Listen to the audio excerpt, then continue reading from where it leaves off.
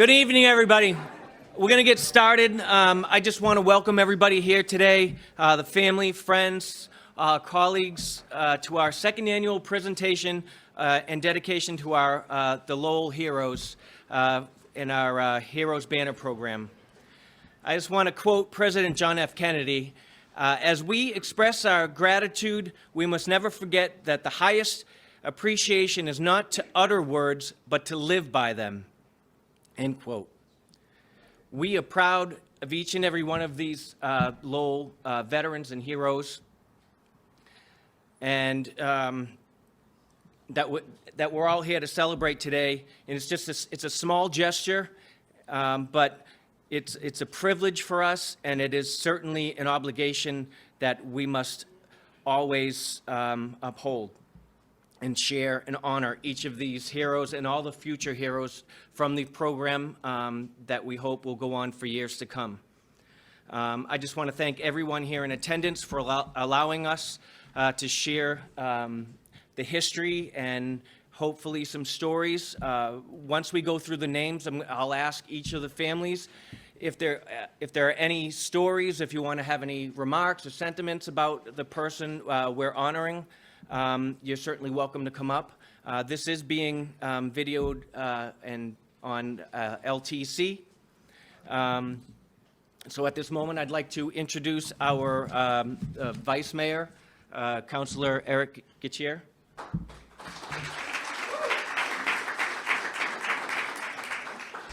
First, we want to thank all of you for coming out tonight. This is the second annual Hometown Heroes, and it's really a credit to what our country was founded on, sacrifice. Many of these guys and ladies sacrificed everything, and you all are part of their journey along the way. I'm sure you heard many stories of who they were, or you experienced who they are. I had the opportunity of working for one of them as a young kid, and I can tell you he was extremely dedicated in sacrifice to government and its services.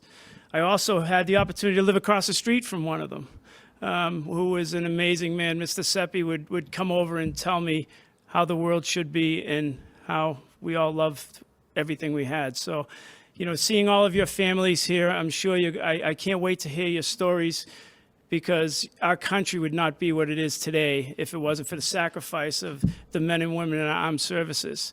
And a lot of these people put their names on the dotted line when we needed them most. You think about World War II, and you think about how everything was against us in this world, and these guys, brave men and women, stood up for this country and gave us everything we have today that we take for granted. They didn't drive the nice cars like we had. They sacrificed everything. You think about the vehicles that you all drove in when you were a kid. You could probably see the ground through the floors, but you were well dressed, and your parents probably didn't wear anything that was too nice. So I thank all of you for your sacrifice, for your family sacrifices, and the city is a much, much better place because of the dedication that your family members have given. Some of you are even in the audience today. We thank you for your service. We wouldn't be what we are today. We need to get back to that mentality in this country and try to push more ethics in community service, and we thank all of you for that.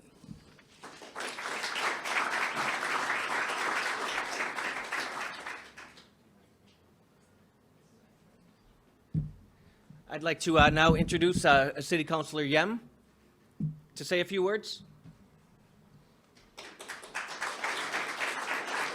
Thank you, Eric. Thank you, Vice Mayor. I want to let you know that I heard so much story about how wonderful, big the Memorial Day Parade in Lowell was. During the campaign, I met a Gold Star family who told me that the city of Lowell used to lay wreath and American flag at all the posts and square dedicated for the veteran, and they don't do it anymore. And I say, what happened? The city kind of forget about them. I say, if I'm elected, my first motion will bring back and recognizing the veteran who have left, like Vice Mayor said, you know, the family, they left the school and joined the Army to fight for our freedom. So the least we can do is to recognize them. Also, the family who sacrificed so much. Remember, if the husband left to go to war, the wife have to take care of all the children and raise them and all that. Brothers, sisters, they left to the war to protect our freedom, and this is what we can do to help them. So that's what my first motion is to lay the wreath and put American flag up all the square and poles that dedicated to the veteran. And the next step, I consult with Eric, because I've seen other cities in town, they have banners around the city hall recognizing the veterans that serve the country. And I thought I'd consult with him. He said, oh yeah, we have the program, so let's institute it. So last year we have about the same, 14 as this year. This year we have also 14. And I'm privileged to be able to sponsor, because some of the family, they may not have financial to sponsor the banners. So I was able to do that last year, including the 5 police officers that you saw their pictures on the wall. So I have that, and right now their banners hanging at the JFK Plaza. And Monday, yesterday, we have the peace officer laying wreath, and their picture, one of gentlemen, you see the statue holding the hand of the young man, a young child, and his banner is also up there. So if you take a picture of his statue, you see his banner also behind. It meant a lot to family. As a background, my father in the Cambodian army, and he was sent to protect the city, similar to Ukraine, sent it to protect the Kyiv, and then his unit was overrun by the communist Khmer Rouge, and I have never seen him. I was so young, and I don't remember what he looks like anymore. I don't have any picture of him. So your story, this story, remind me of what I missed my father. So this is the one way I can do to pay back and to recognize and to thank you and your family, grandparents that have dedicated their life to protect our country. I would love to hear your story. Dan Rook was telling me about you, some of you, and I met the family that we dedicated to Kenneth Omar, San Diego. He grew up in the acre. His mom is here. So I told her that I want to have this dedication, a banner for her son, who was in the U.S. Air Force, starting from the Lowell High School. And then he really rose up to the rank, but he passed away. So I want to take this opportunity to thank you for allowing your family to serve and to protect our freedom. Thank you so much, Eric.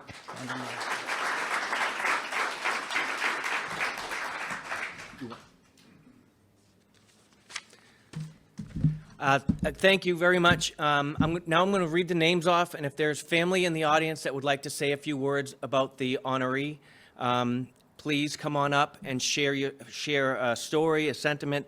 We're going to start. Anybody here for Mr. David McNerney? He's a Medal of Honor recipient. Is anybody here for? Would you like to say anything?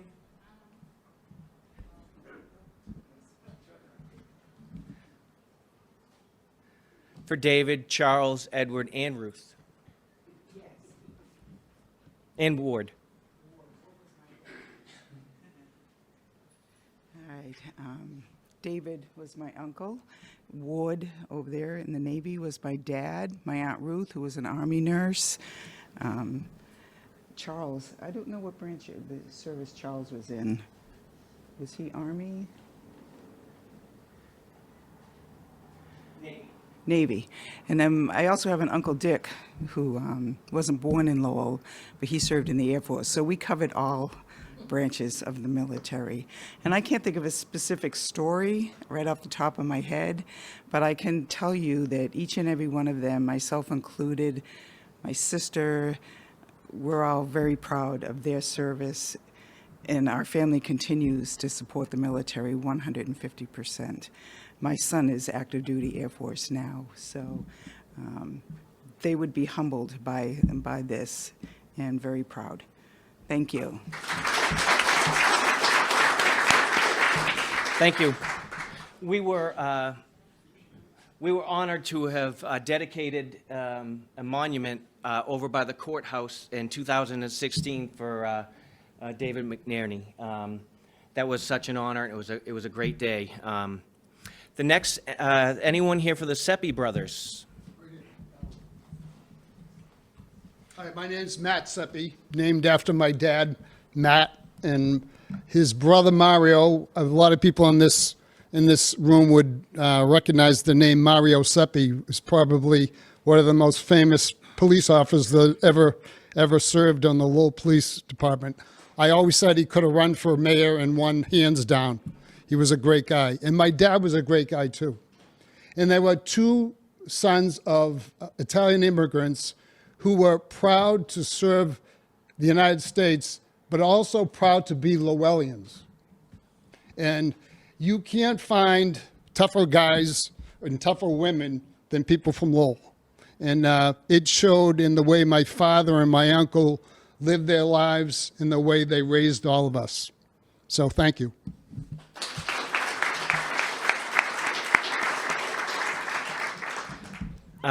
Sullivan brothers.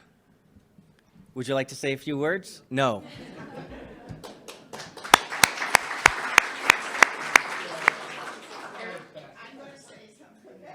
And it's just sweet.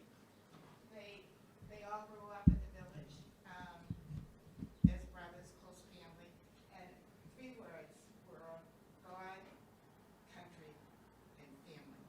That's all we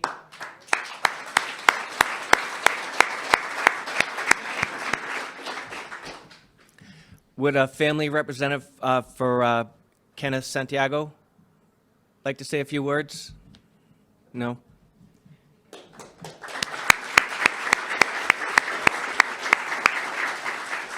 Jacqueline Coles? I'm here representing myself, y'all. Yay! And I'm also representing women because although women have not been, I would say, officially recognized in all of military services, we have always been involved in any conflict on any part of this earth, period, point blank. So, yeah. My parents are in South Carolina right now, so they couldn't be here, but I actually retired. 10 years active duty Air Force, 12 years reserves. I retire on the 1st of June. Thank you. Yes. But I'm speaking to you all, and since the gentleman said that we're also on LTC, I wanted to let people know that you can join the military for numerous reasons. Sometimes it's for financial reasons, sometimes it's to get away from home, sometimes it's for education. Whatever your reason is, it is a serious commitment that you're making. And so I need you to let everyone else know that. I've been deployed twice, once to Afghanistan, once to Florida. We were doing counter narcotics, but it was still a very important mission. But know that whenever you do sign up, whichever service it is, including the Coast Guard, which is now, I think, Department of Homeland Security, regardless, they have an important mission as well. Know that you may be sacrificing your life. Your family and your loved ones may actually be losing you, as many of you here know today. It's not a light task that you're taking on, but we have Hanscom Air Force Base in our backyard, so I'll put a plug in for Hanscom Air Force Base, whether you want to join the military or whether you want to be a civilian there. So I thank you for honoring me. I'm representing all of the women who have always been in the military or serving in some capacity. So thank you very much. Thank you. That reminded me of why I joined. My stepfather had all kinds of Navy stories, and he made it sound so fun. Little did I know. I joined so I could see the world. I did see the world, just not the part of the world I anticipated seeing. But anyhow, Donald Doubleday.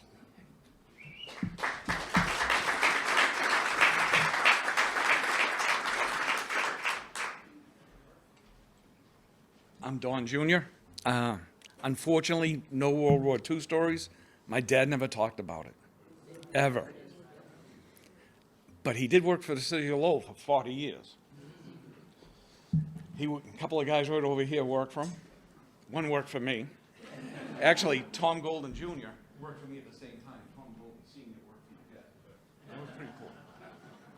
You should have stayed at the gas company.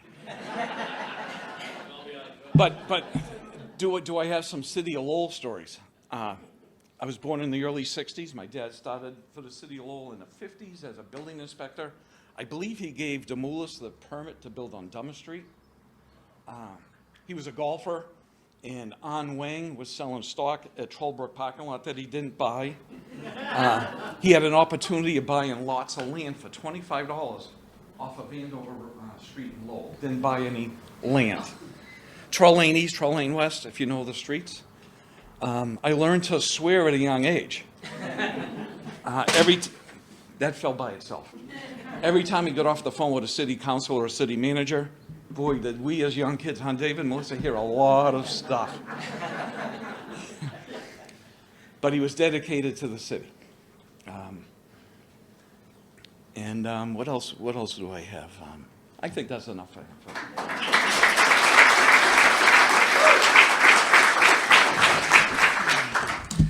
Thank you. Anyone here for Robert Bowles?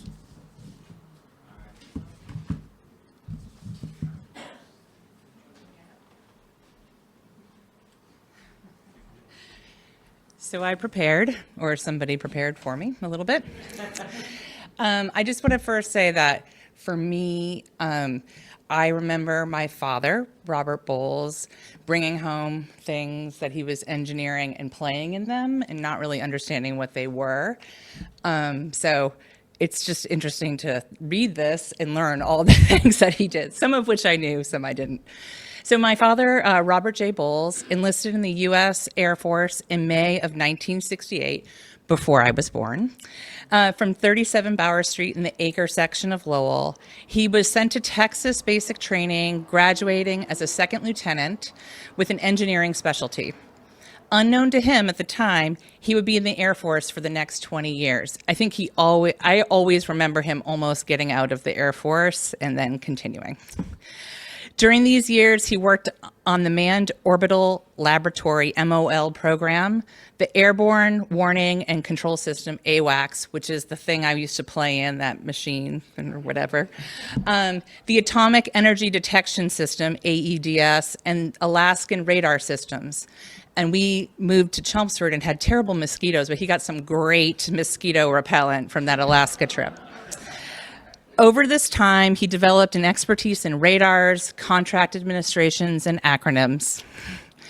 He received many decorations and awards, and he is especially proud of the General Ferguson Award given to the outstanding engineer of the Air Force Systems Command. He retired in 1988 as a lieutenant colonel and continued a life of service. After a short stint in private industry, he quickly went back to school and received a master's degree from Harvard University in education. He then taught math and engineering at the high school level and eventually moved on to Middlesex Community College. So thank you.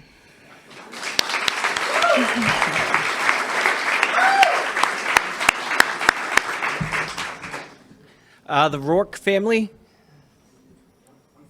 One for each. All right. How about Margaret? Margaret Rourke.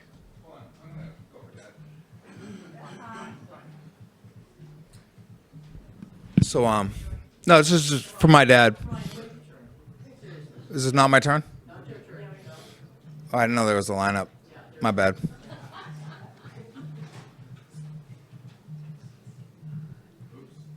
Oopsie. Anyway, my mom, my mother, Margaret Elizabeth O'Neill, enlisted in the U.S. Navy, the Waves, in January of 1944 from 757 Broadway Street in the Acre section of Lowell. Her father and her three brothers served in the Army, Marines, Army, and Navy, respectively.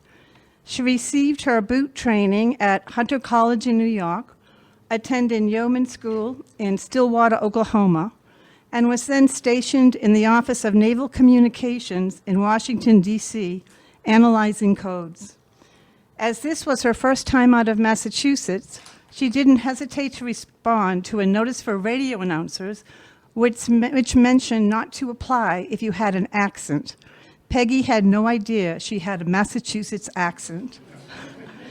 Peggy was awarded the United States Naval Communication Intelligence Organization ribbon and was told, due to the nature of her service performed during World War II, no publicity could be given to her receipt of this reward. She also received a letter sternly warning future employers that she was not to be questioned about her wartime service. It was top secret. She was very proud of her work, but never spoke of exactly what she did. However, we always noticed she completed any cryptography puzzle in mere minutes. Margaret completed her service in October of 1945 and returned home to Lowell, where she married her childhood sweetheart, Paul Rourke, who was also serving in World War II. They had 7 kids, and both my mother and father served the city of Lowell many, many years in service. Thank you. Thank you. Michael Rourke.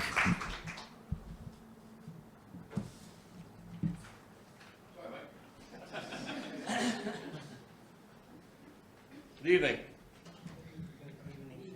On August 28, 1969, my brother enlisted in the United States Army.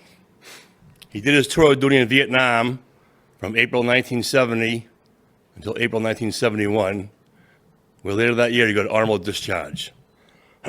During his time in the service, he received the National Defense Medal, the Vietnam Service Medal, the Vietnam Campaign Medal, the United States Commendation Medal, the Medal of Conduct, and the Army Infantryman Badge.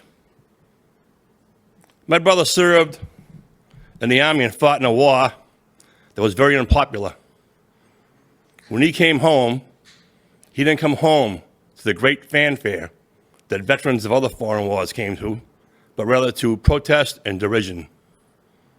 He never asked to fight in a war. He never wanted to fight in a war. But his country called, and he answered that call. He did his service with great distinction and honor.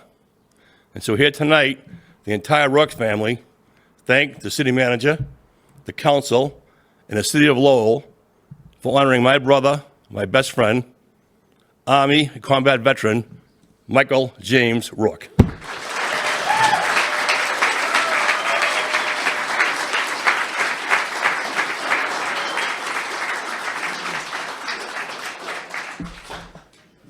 Paul Rourke. Your turn.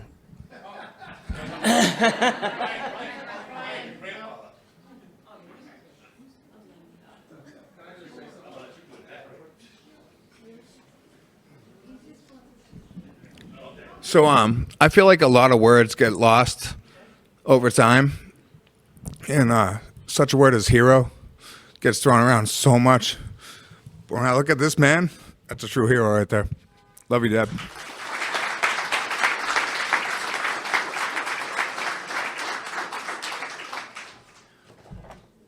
Was there someone else for Paul? Yes, my sister.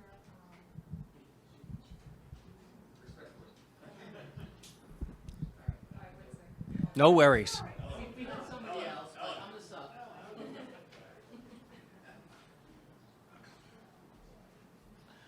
Hi.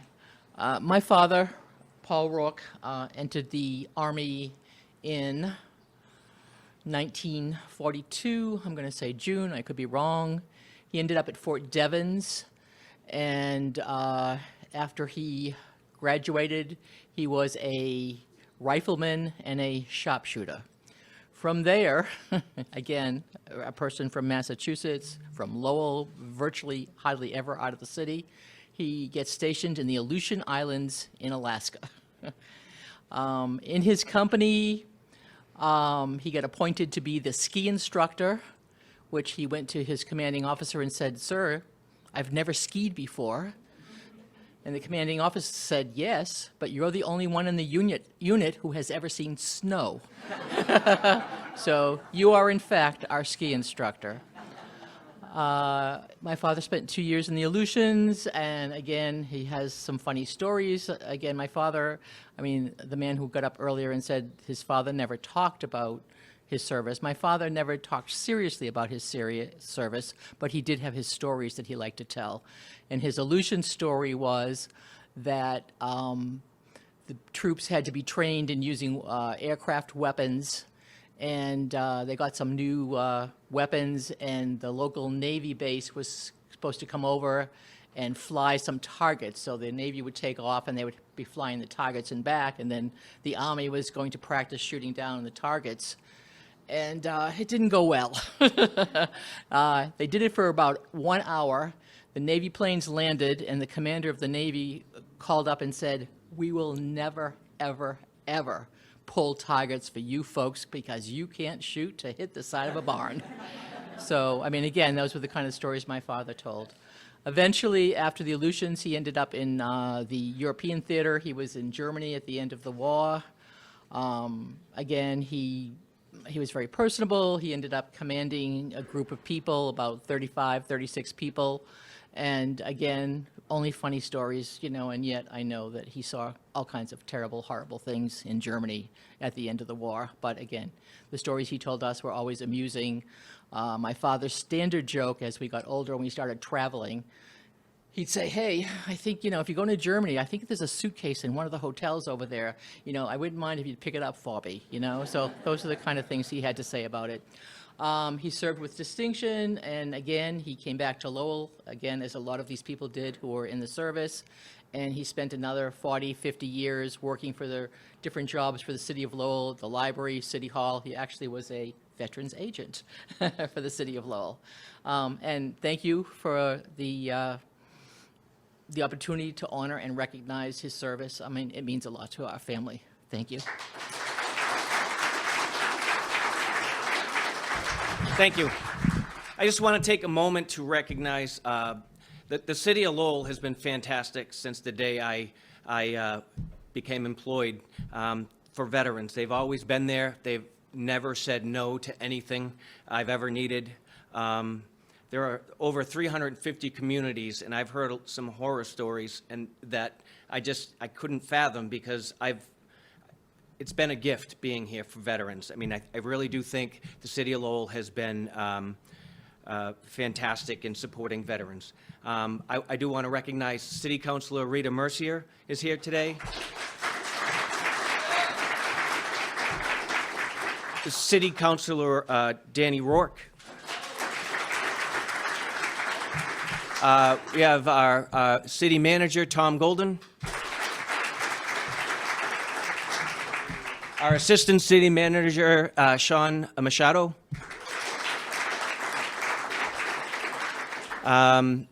City councilor, Paul Rathayem. And Vice Mayor Eric Gittier. I did want to just touch on what Jacqueline Coles said.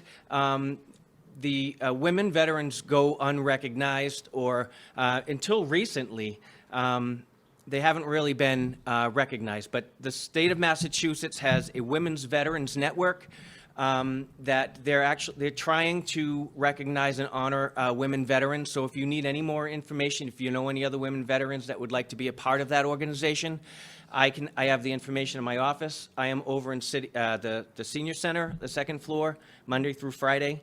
And one other thing, we will be heading from here over to the city council chambers. When they get started, they'll recognize each of the recipients, and I don't know, there might be a picture, or probably a picture, so that'd be a nice large group. As of now, if you know anybody else that would like to be honored for our year 3, we'll stop the registration probably the April 15th, but from now until then, next year, you can register. You can request a banner for next year. Our goal is to be throughout the city and leave them and just show Lowell that we respect and honor our veterans.